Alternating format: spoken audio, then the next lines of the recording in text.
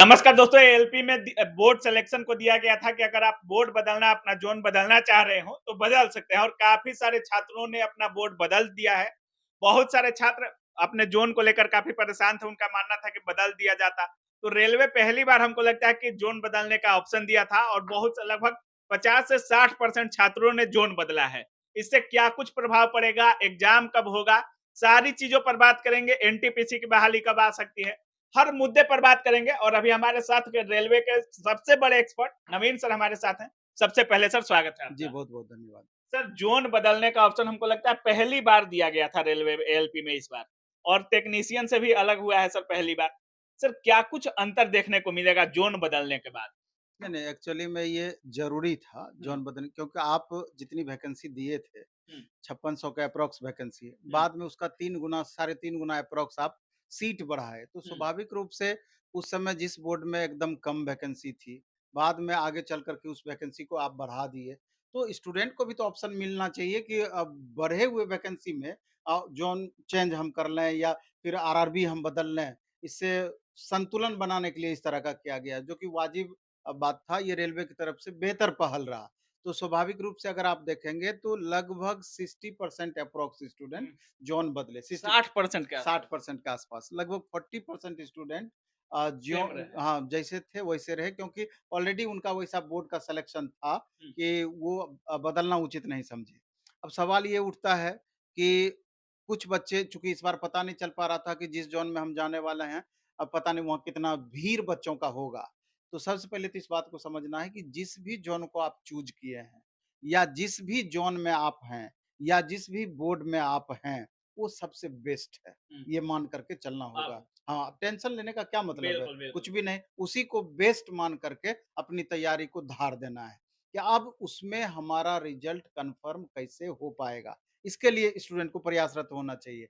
अब सवाल ये उठता है कि रेलवे एएलपी के संदर्भ में एक तरीके से देखें तो एग्ज़ाम कैलेंडर अपना फ़ेल होने की स्थिति में है या फ़ेल कर चुकी है, क्योंकि अगस्त में उसको एनी हाउ एग्ज़ाम लेना था, अगस्त तक में। हम्म, लेकिन अब दिख नहीं रहा है कि अगस्त तक में एग्ज़ाम ले पाएगी। इसके बाद आप देखेंगे कि सितंबर में एसएससी भी अपना पूरा डिटेल दे बिल्कुल दिया है बिल्कुल। एग्ज़ाम का।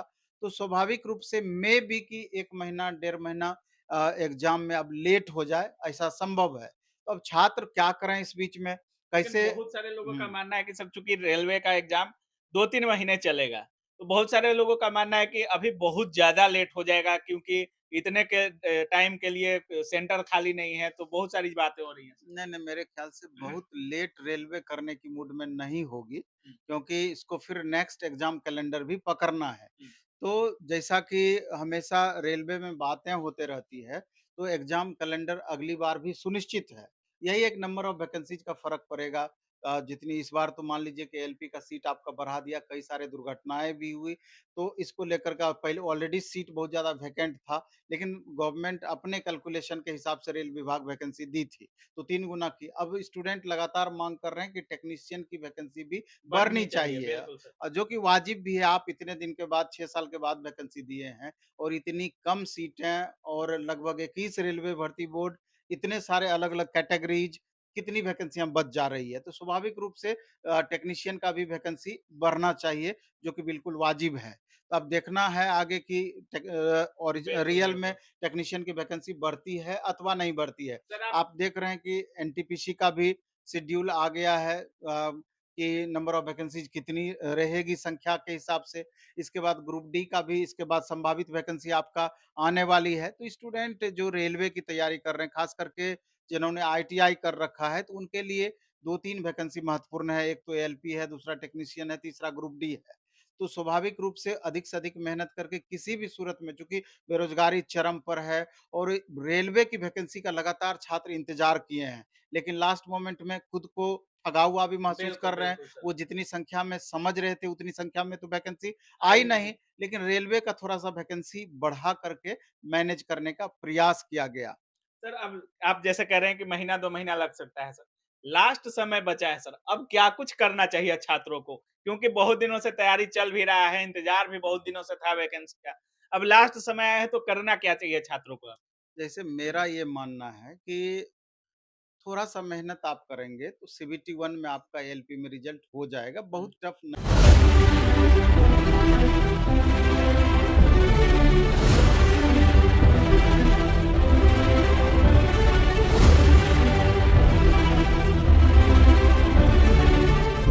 नहीं होगा। सर पिछले लेकिन बार देखा गया था कि हुँ। नॉर्मलाइजेशन की वजह से जिनका 15-20 नंबर भी है, नॉर्मलाइजेशन करके 40-42 ऐसे हो जा रहा था और उनका भी रिजल्ट हो जा रहा था। तो क्या इस बार भी ये सब देखने को मिलेगा?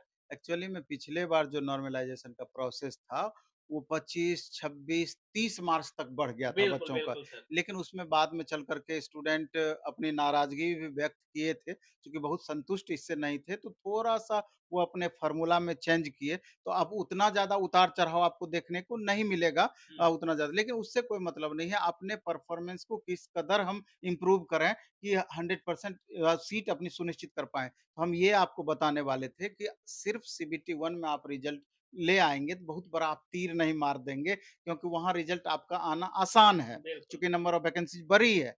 सवाल ये उठता है कि हमारा फाइनल सिलेक्शन कैसे हो? 19 लाख प्लस बच्चे फॉर्म भरे हुए हैं।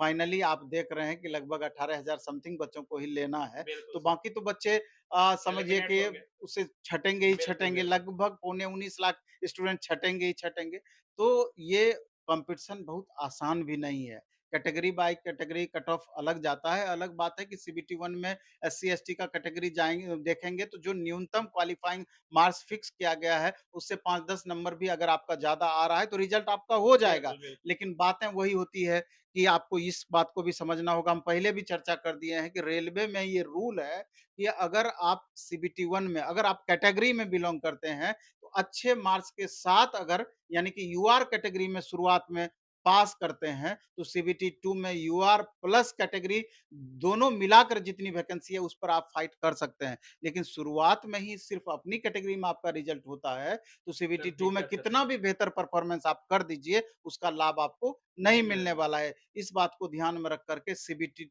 1 में बेस्ट परफ़ॉर्मेंस आपको देना चाहिए। अब सवाल ये उठता है कैसे? तो सवाल ये होता है कि जो 2018 तक के एग्ज़ाम को आप छोड़ दीजिए, उसको हटा दीजिए, उसकी बिल्कुल, चर्चा बिल्कुल। मत कीजिए। लेकिन जो 2019 की वैकेंसी है ग्रुप डी का, एनटीपीसी का, उसमें जो लेवल का क्वेश्चन पूछा गया है, उसको आप आधार बना लें और प्रीवियस ईयर क्वेश्चन को 1 बार, 2 बार, 3 बार अच्छे से बना लेना है।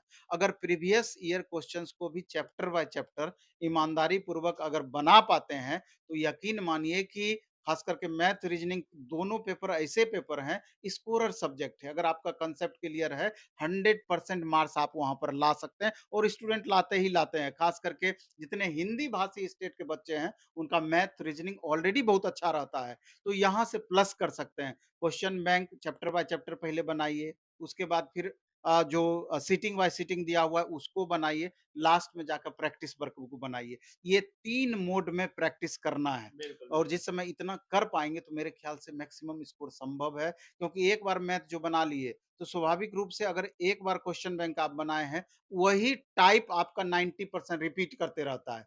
तो जब टाइप रिपीट होगा तब भी हमसे क्वेश्चन बनेगा ही बनेगा। सर एक चीज़ है, सेट को लेकर आपकी संस्था बहुत जानी जाती है। पूरे ऑल ओवर इंडिया में सेट प्रैक्टिस को लेकर मतलब अच्छा सेट दिया जाता है, टफ दिया जाता है। सभी लोग बोलते हैं कि प्लेटफ़ॉर्म का सेट बहुत अच्छा रहता है। अभी भी चल रहा होगा सर सेट जैसे प्रैक्टिस? अभी जैसे चल रहा है ना सर? हाँ, बिल्कुल चल तो रहा सर है अभी और एवरेज स्कोर कितना आप कर पा रहे हैं छात्र? जैसे एलपी का टेस्ट हो या टेक्नीशियन का, उसमें एवरेज जो स्टूडेंट है उनका कितना स्कोर हो पा रहा है सर? एक्चुअली में अपने यहाँ का जो टेस्ट होता है, लगभग 20% क्वेश्चन का लेवल अप हम रहता बढ़ा है। के अप हुँ, रखते हैं। कारण इसका है, कारण ये है कि कुछ आपको सिखाना उद्देश्य हमारा होता है। हुँ। मान लीजिए क्वेश्चन हम एग्ज़ाम के लेवल का सेट कर दें या उससे आसान सेट कर दें। मार्क्स तो आपको बहुत आ जाएँगे, लेकिन बहुत कुछ सीखने को एक्चुअल आपको नहीं मिलेगा। और ऐसे क्या होता है, अगर 20% हम टफ क्वेश्चन डालते हैं, तो वो ऐसा क्वेश्चन होता है, अगर उसको आप सीख पाते हैं, समझ पाते हैं, तो ये क्वेश्चन आपको हमेशा भीड़ से अलग करता है, बिल्कुल, क्योंकि जो बिल्कुल। आप बनाएँगे, सही कर पाएँगे, मेबी दूसरे बच्चों को प्रॉब्लम होगा जो इस तरह का क्वेश्चन का प्रैक्टिस करके नहीं नहीं गए किए हैं। होंगे तो कुछ और सिखाना उद्देश्य नॉर्मलाइज़ेशन में भी हाँ, फ़ायदा होगा। नॉर्मलाइज़ेशन में भी फ़ायदा होगा, तो जो अभी अपने यहाँ एवरेज स्कोर जैसे क्या है सर? 75 मार्क्स का 75 क्वेश्चन में 75 मार्क्स में एवरेज आप अच्छे जो बच्चे हैं 55-56 तक हुँ, लाते हैं। लेकिन अगर एवरेज की हम बात करें तो 40, 45, 30 उससे भी कम भी लाते हैं मार्क्स। हुँ, लेकिन टॉपर जो हैं 40-45 हाँ, एवरेज टॉपर जो हैं 52-55 तक जाते उसमें हैं। लाते हैं। तो चूँकि क्वेश्चन टफ है, तो स्वाभाविक रूप से इसी हिसाब से वहाँ आपका पर तो बढ़ोतरी बढ़ेगा उनका। बढ़े निश्चित रूप से बढ़ेगा और नॉर्मलाइज़ेशन जब होगा तो वहाँ पर मैक्सिमम बेनिफिट इसका मिलेगा। बिल्कुल, तो बिल्कुल। मेरा यही मानना है कि आप अधिक से अधिक जहाँ भी आपको मौका मिलता है, कोशिश करें अपने से भी सेट बनाएँ, लेकिन एक सेट डेली अगर आपको मौका मिल पाता है, तो भीड़ में घुसने का प्रयास करें। जहाँ 500 हज़ार बच्चे आपको टेस्ट एक साथ देते हों। इससे क्या होगा कि तुलनात्मक रूप से आप जज कर पाएँगे कि हज़ार बच्चों के बीच हमारा क्या परफ़ॉर्मेंस रह पाता है। क्योंकि बिल्कुल, बिल्कुल। वास्तविक आपका लेवल उससे पता चलेगा। जब इसी हज़ार बच्चों के बीच बहुत अच्छा परफ़ॉर्मेंस नहीं रहता है, तो क्या उम्मीद करते हैं जहाँ एग्ज़ाम में लाखों छात्र बैठेंगे, हुँ, वहाँ हमारा रिज़ल्ट हो जाएगा, कतई संभव नहीं है। बिल्कुल। तो इन्हीं छोटी-छोटी बातों पर ध्यान रख कर के लगातार अपने लेवल को हम बढ़ा सकते हैं।